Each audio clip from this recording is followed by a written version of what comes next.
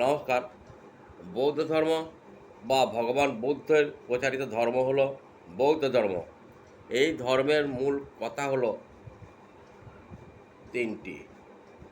এক হচ্ছে হলো বুদ্ধং শরণং গচ্ছামি, ধর্মং শরণং গচ্ছামি, সংঘম শরণং গচ্ছামি।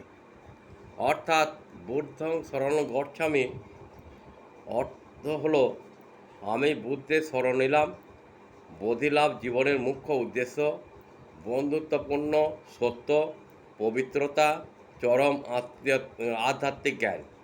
আর ধর্ম শরণ গচ্ছামি অর্থ হলো আমি ধর্মে শরণ নিলাম, যে সাধনা অভ্যাস দ্বারা সত্য লাভ হয়, আধ্যাত্মিকতার পূর্ণ বিকাশ হয়, তাহাই ধর্ম।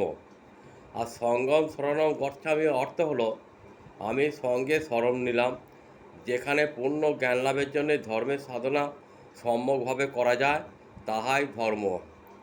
আশা করি আপনাদের ভালো লাগবে। সম্ভব হলে লাইক, শেয়ার, সাবস্ক্রাইব করে দেবেন। এটাই আমার বিনীত অনুরোধ। জয় শ্রীকৃষ্ণ, জয় রাধে, নমস্কার।